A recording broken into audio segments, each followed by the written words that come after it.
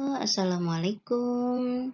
Jumpa kembali bersama Nining Arini Suganda, dan kali ini kita akan mempelajari tentang UJT atau Test Student, di mana UJT ini digunakan untuk membandingkan dua kelompok. Nah, kita akan menggunakan SPSS dalam UJT tersebut. Jangan lupa untuk share, subscribe, dan like-nya. Ditunggu.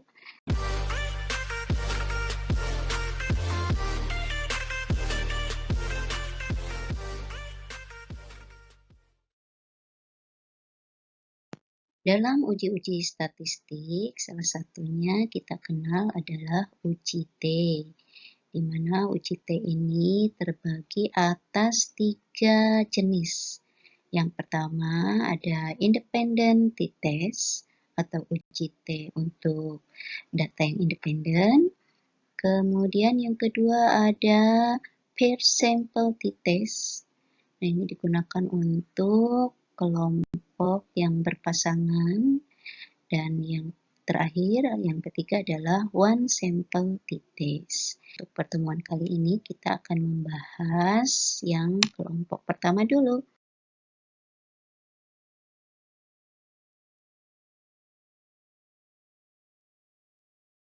Independent t-test ini merupakan UJT di mana digunakan sebagai uji komparatif atau kita membedakan antara dua kelompok, di mana yang dibedakan adalah nilai rata-ratanya atau mean.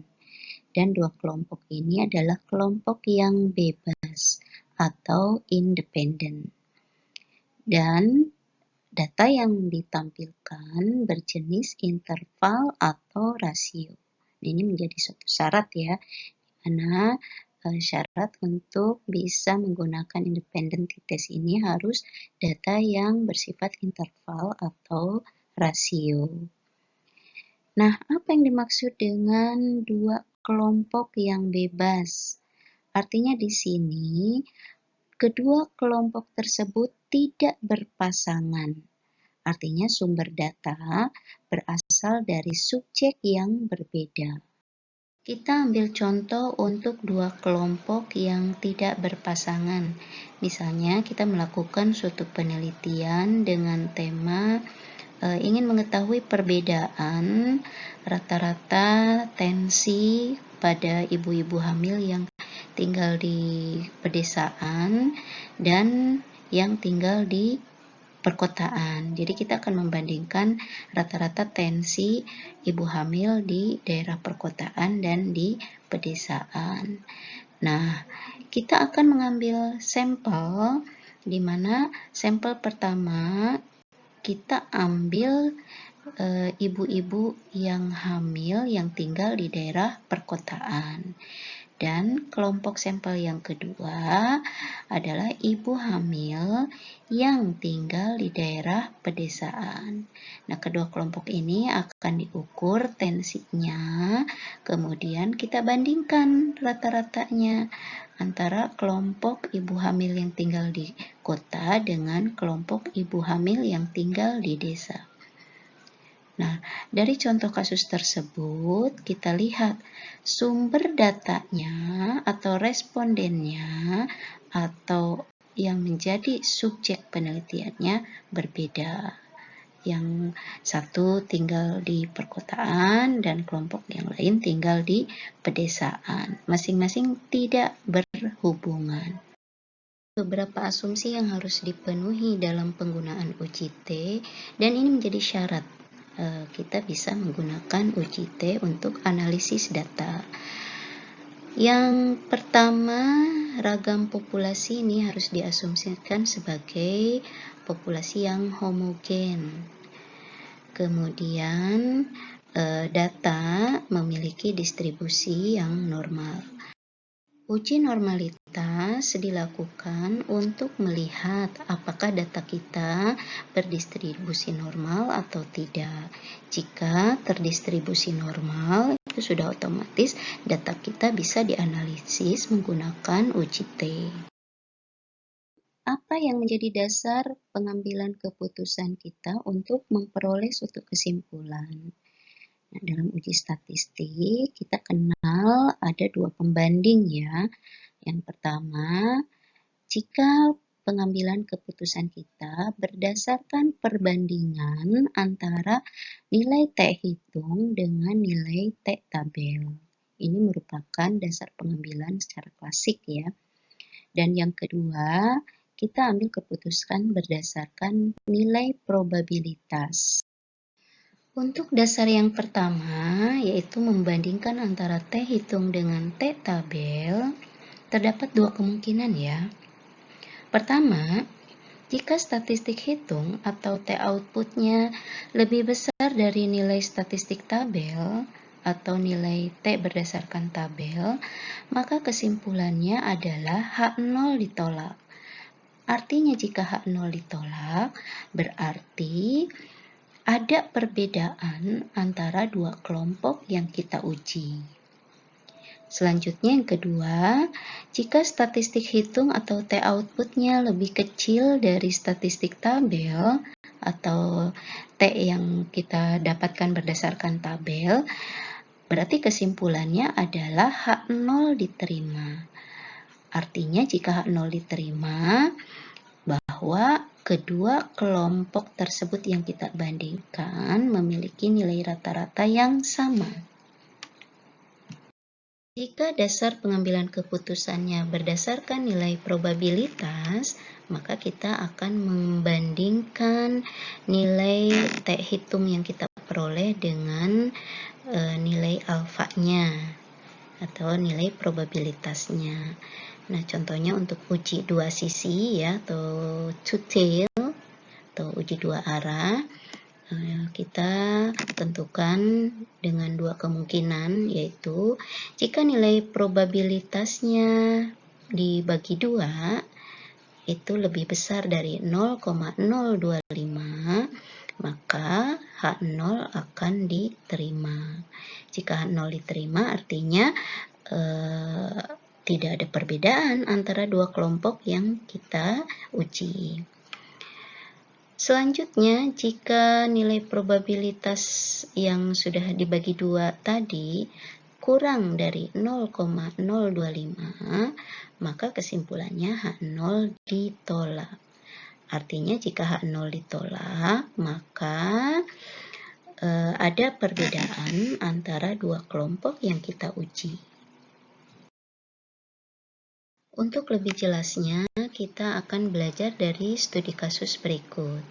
Nah, berikut ini terdapat data yang menunjukkan hasil belajar dua kelas, yaitu kelas 1 dan kelas 2, di mana tiap kelas terdapat 10 responden atau hasil observasi.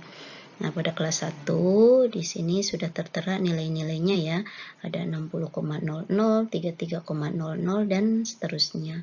Begitu juga kelas 2 terdapat 80,00, 50,00 dan seterusnya. Perlu diingat bahwa jumlah responden atau jumlah sampel pada kasus kelompok yang independen ini tidak harus sama ya antara kelompok 1 dengan kelompok 2. Artinya bisa saja kelompok 1 jumlah sampelnya 10, kemudian kelompok 2 jumlah sampelnya kurang dari 10 atau lebih dari 10. Dalam uji statistik, langkah pertama itu adalah menentukan hipotesis, di mana hipotesis terdiri dari H0. Ini merupakan tidak ada perbedaan nilai rata-rata antara kelas 1 dengan kelas 2, dan HA-nya atau hipotesis alternatifnya ada perbedaan rata-rata antara kelas 1 dengan kelas 2. Selanjutnya, menentukan statistik uji. Tentunya jenis statistik ujinya kita menggunakan independent sample t-test. Yang ketiga, menentukan level signifikansi.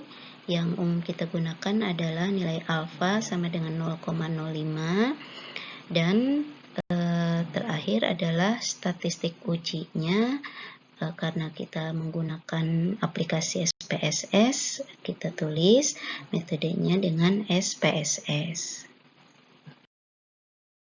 Tentunya kita buka dulu jendela SPSS-nya.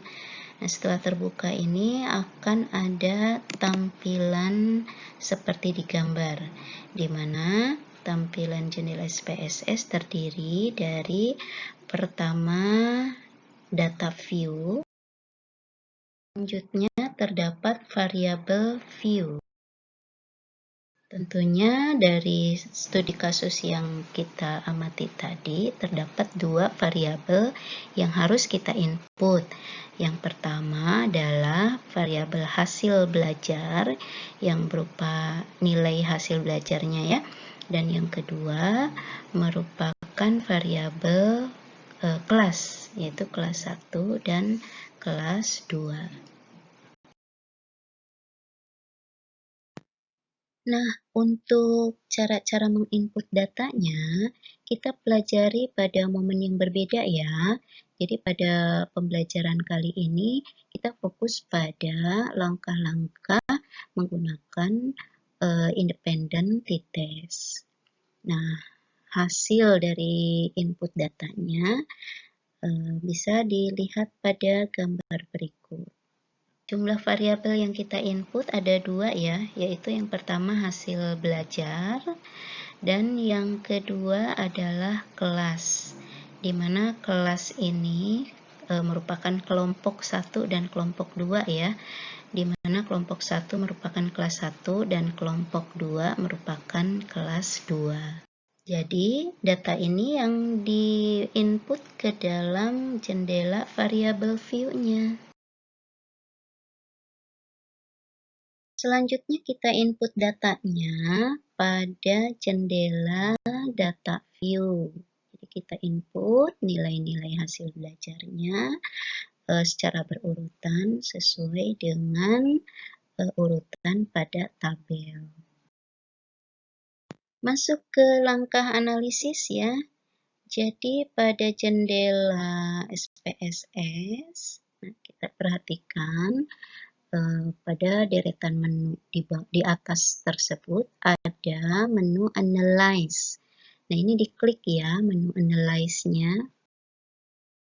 Kemudian akan muncul deretan menu submenu ke bawah. Nah, kita pilih Compare Means karena kita akan membandingkan nilai means-nya.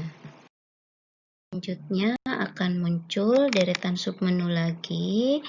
Antara lain ada means, one sample t-test. Nah, kita pilih yang independent sample t-test karena ini yang kita gunakan dalam uji kedua kelompok tersebut. Nah, akan muncul box seperti ini dan kita lihat kedua variabel yang kita uji sudah masuk di kolom ini. Nah, kita masukkan hasil belajar ke kolom tes variabel menggunakan tanda panah ini. Ya, kita add, kemudian untuk kelas kita add ke kolom grouping variable. Kita masukkan. Nah, untuk memastikan nilai alfanya, klik option, dan ini biasanya sudah default pada alfa 5% atau confidence interval persentasenya 95. Ini klik continue, kemudian klik define groups-nya. Nah, untuk grup 1 isi dengan angka 1 dan grup 2 isi dengan angka 2. Artinya angka 1 ini untuk kelas 1 dan angka 2 mewakili kelas 2. Klik continue, lalu di OK. Nah, untuk selanjutnya akan muncul output pada jendela SPSS. Jadi pada jendela SPSS itu ada dua jendela ya. Yang pertama untuk menginput data dan variabel, dan yang kedua adalah output yang merupakan keluaran dari hasil analisis yang kita lakukan tadi. Nah, pada output ini terdapat beberapa tabel yang selanjutnya akan kita interpretasi, di mana hasil interpretasi tersebut akan dituangkan dalam analisis deskripsinya yang nantinya akan dihasilkan suatu kesimpulan. Berikut kita interpretasi output uji independent sampel t-testnya dari tabel yang pertama dulu, di mana pada tabel grup statistik di sini ada hasil belajar, di mana hasil belajar terdiri dari dua kelompok ya, yaitu kelas 1 dan kelas 2 dengan masing-masing nilai jumlah sampelnya atau N masing-masing 10 dan min yang diperoleh untuk kelompok 1 58,7 dan kelompok 2 73,1. Nah, dari kedua min yang kita peroleh, kita sudah bisa melihat ya bahwa min kelompok 1 tidak sama dengan min kelompok 2. Tetapi, apakah secara statistik perbedaan itu signifikan atau tidak? Ini harus kita lihat dari hasil uji statistiknya. Baik, selanjutnya kita lihat dulu hasil Levens test for equality of variance. Artinya, asumsi yang kita gunakan bahwa variansnya kan harus homogen, merupakan syarat bisa kita gunakan uji t-test tersebut. Nah, kita lihat di sini, berdasarkan Levens testnya, diperoleh nilai sigma 0,961. Kalau kita bandingkan dengan nilai probabilitas, ternyata ini lebih besar dari 0,05. Kalau lebih besar, artinya H0-nya diterima. Kalau H0 diterima, berarti varians antara kelompok 1 dan kelompok 2 tidak ada perbedaan atau kita nyatakan homogen. Setelah kita pastikan bahwa variansnya homogen, kita masuk ke hasil analisis independent t-testnya, diperoleh nilai sig untuk two-tail yaitu 0,045. Nah, kita gunakan uji pengambilan keputusan berdasarkan nilai probabilitas ya, kita bandingkan dengan nilai probabilitasnya. Karena kita menggunakan uji dua arah yaitu two-tail, maka nilai sig kita bagi 2 yaitu 0,045 per 2.